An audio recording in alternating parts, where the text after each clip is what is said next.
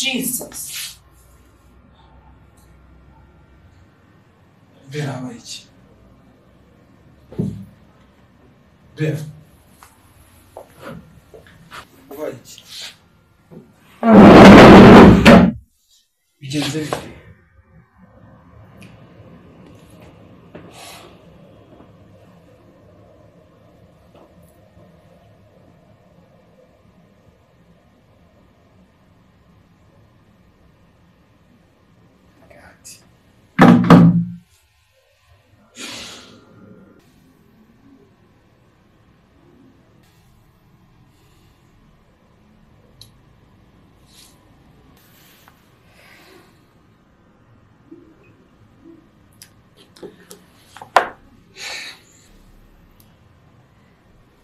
None se bose ubu ngubu turabigenza gute?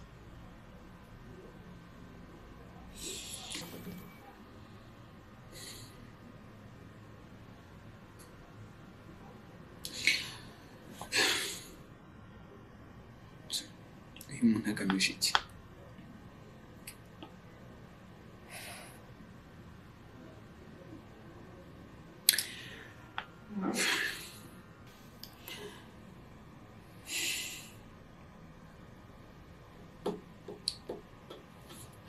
Ariko bose njye nta nubwo nibaza amakuru yaba afite kuri kampani ashobora gutuma tumuha amafaranga yose. Amafaranga ni menshi kandi twebwe ibintu dukora ni ibintu bisanzwe. Ntabwo rero ntabwo ndi kumva amakuru yaba afite yatuma twaka miliyoni 30.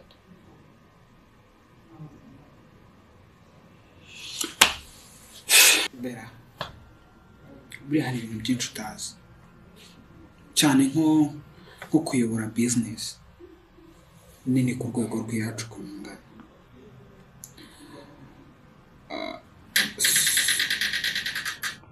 Igihe cyose amakuru ariyo yose bitekereza ko ataremereye yasohoka akajya mu maboko y'abantu muhanganye ku isoko, baba bari kubona intege nkeya za kampani yacu uretse no kubona intege nkeya za kampani yacu bakabona naho bahera badushyira hasi. That's why uyu muntu n'aya mafaranga ashaka twakayamuhaye. What?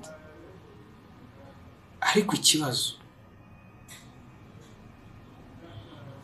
uyu muntu aya makuru afite waba wizeye ko ategeye kuyakoresha kugira ngo anytime ajya kwaka amafaranga? Okay.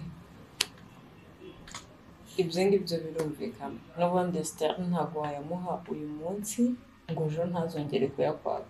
Ariko boss ari kukwaka miliyoni 30.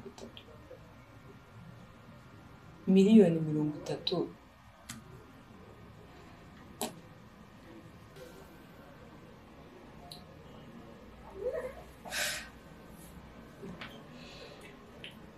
Bera, ndibaza uzi neza igihombo twahuye nacyo umwaka ushize, bikaba ngombwa ko dukoresha izindi tekinike kugira ngo tugikavaringa mu buryo bw'imisoro. You think ko ariya makuru aramutse yashyize hanze atatugiraho ingaruka?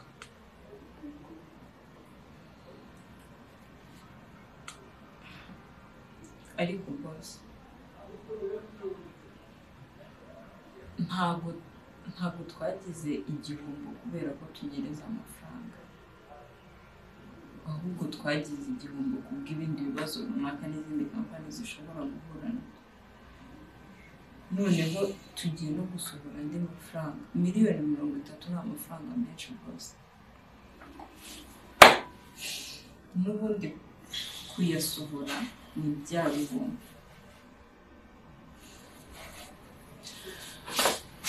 Ntabwo byoroshye ko nkwiye kugira icyo nkora kuri uyu muntu uko byagenda kose. Hano muri bote batangiye kunyihamagarira noneho ikibazo yabahamagaye sinamwitaba, tugende mu nama ariko rero remember that you are a secretary. Ibibazo biri muri kampani, ibintu byose biri ku nta na kimwe cyemerewe gusohoka, right? Yes, boss. Tugende.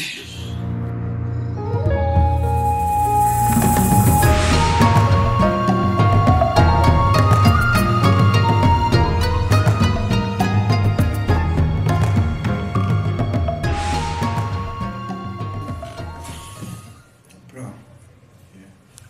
Man.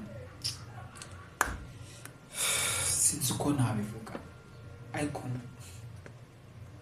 ko nabikubwiye uriya mutipe cyangwa nimba ari umutipe nimba ari n'iki,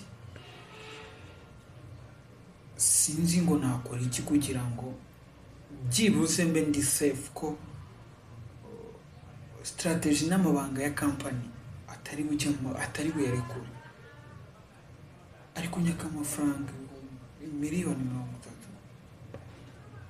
ariko sindi sure neza ko miliyoni 30 namara kuzishyikira atari bunyisubirane. Sinzi nimba atari buyarakura akayashyira mu maboko y'abandi bantu.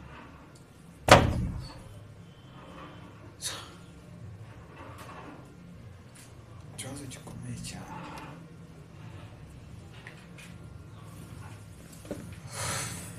That's why ndi gutekereza wowe ushatse abandi ba IT bagenzi bawe b'abahanga mu bintu bijyanye na IT bashobora kudufasha kugarura systeme yacu, cyangwa byakwanga bakadeletinga files zose ziri muri system ku buryo uriya muntu nta kintu na kimwe aba afite, ahubwo kugira ngo izo miliyoni 30 nzihe uriya muntu ntazi ngo ejo yansaba iki, ahubwo nkaba ari mwebwe nyaha nizeye. Umuntu arakunanije pe, urasa nabi ntabwo wabyumva umwera. Nakubeshye nkubwije ukuri, ubu ngubu nsigaye ntekereza kujya ku kazi nkavana mu rugo, ntabwo ngiye gukora kuko systeme zanjye zose ntabwo ziri kuraninga. Urabizi ibintu dukorana online kubera umuntu umwe cyangwa benshi usanga ari na group y'abantu. Niyo mpamvu ndi gutekereza ese mwebwe mukoze group ahubwo mwebwe mukaba byita gute abantu ni white hacker na black hacker, mukaba ariko mubikora ayo mafaranga yo kugira ngo nyatange mukanya umuntu se urumva ko blackmailing. Exactly, ariko blackmailing. Umuntu reka ngiye ikindi gutekereza, niba kwatse 30 miliyoni damn, ejo azakwaka indi miliyoni, ejo kwaka izindi 3, ejo ubundi 5, birangiye zigeze 60 noneho nyazo tutizeye neza kazahagarara, cyangwa agashyira hasi company yanjye bitewe n'amafaranga baba bari kumuha abantu dukompese ku isoko, ahubwo azava gusaba n'urukingo. Nanjye ibyo bivuze ndabitekereza, ufite umuntu wanjye umwaka ebana twabijyamo tukabiraramo tukabigira ibyacu amanywa nijoro tukaguha ibintu bimeze neza nta kavuyo karimo, natwe tukajya ku mafaranga yawe. icyo nicyo natekerezaga ko mwakora. Hari abantu bitwa ngo black hackers na white hackers, sinzi ko mubivuga aba IT, ariko iyo niyo team nshaka kugira ngo dufatanye turebe ko umuntu twamuhagarika. So tudatinze ndashaka ko ubigira ibyawe, uwo muntu muvugishe nta kibazo cy'amafaranga mfite, Dan nyumva neza urabizi nta kibazo cy'amafaranga mfite n'izo miliyoni 30 n'abana 40 ariko nka making sure ko company yanjye yasubiye ku murongo yongeye igakomeza gukora right cyane yeah so sinshaka ko dutinda muri rero tuganira kuri ibi bintu ndashaka ahubwo ko ugerageza ukabikurikirana urumva ibisubizo rwose tugiye kukuzanira umuhungu wanjye ngo mu gitondo byuka ndimubwira turagakora mu gitondo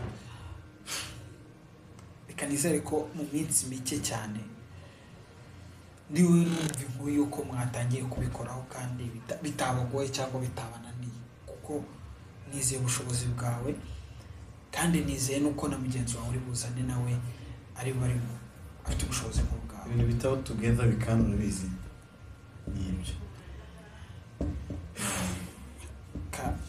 amafaranga yawe ngo twatangiye kuyabarira mu gitondo cya kare turubyukiye n'ibyacu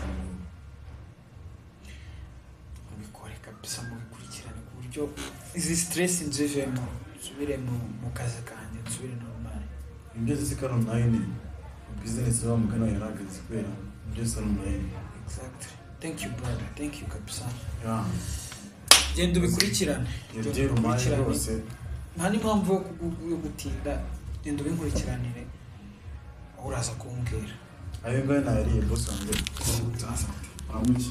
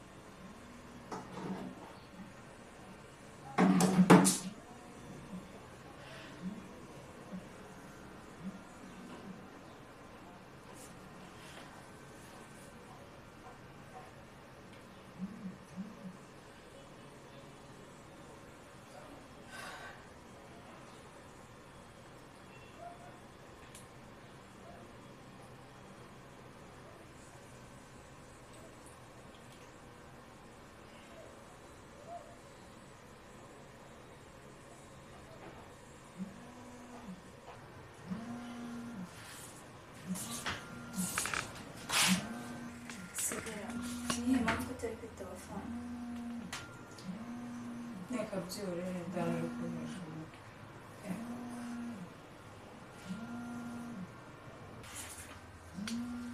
Dani non stakaretse. Cyumva ejo bundi yansanze ku kazi anesha umutwe ngo bashaka kuvugana nanjye. Muvugana iki se kandi mperuka byari byararangiye simperuka mwaratandukanye. Buri kanya buri gihe aba yaje ku kazi nta nubwo ari ubwo gusa n'ikindi gihe abaza wundi ashaka kuba inshuti n'ibindi bintu byinshi noneho ikibazo cye uramubwira ntiyumva ndamubwira nabi nkamutuka nkamwereka ko namukeneye ariko ntabwo ajya yumva. None se uzabigenza ute umuntu wari uza akagutesha umutwe gutyo amaherezo? Cyangwa njyewe rwose byararangiye pe byararangiye ntabwo ngikeneye kubabazwa nawe byararangiye ntabwo nzongera kumuvugisha. Rero reka mubwire kuko uvugisha byo ntibizabura n'izo kora za buri munsi aguhamagara buri munsi buri kanya se urumva mwihorere ndaje mwiteho buriya impamvu nyine buriya hari igihe mba ntakoze ibihagije ariko mureke ndumva bitoroshye ni ukwihangana rero njyewe reka nitegure njye mu kazi dore wakawe wakarangije ngeze se mba nakoze uryamye ngeze ko ngiye kurara amagazi sawa ngaho agenda sawa rero ubwo ugire ibitotsi byiza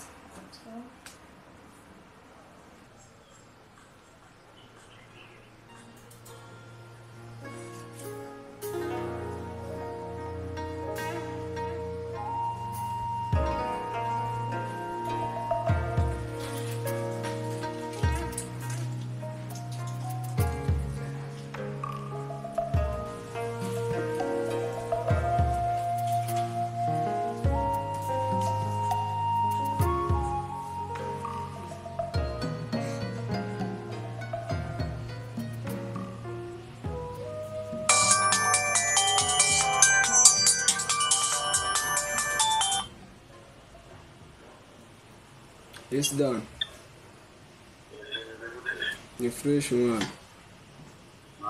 Ni wowe bitese?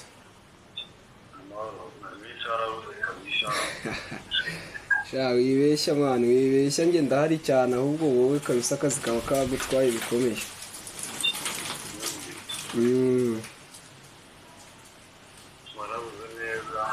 Sha ndahari mwana, ndahari birambuye kabisa ahubwo nuko utanshatse kiba warambonye.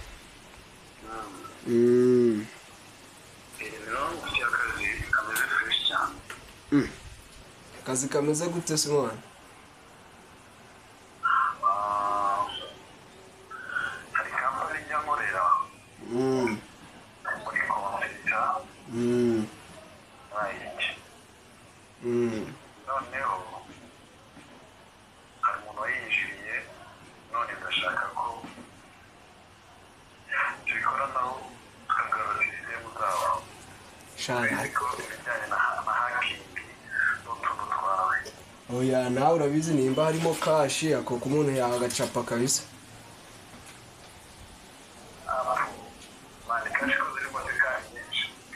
aho ngaho ndahari kabisa aho ngaho ndahari ahubwo ako kabari nk'akarangiye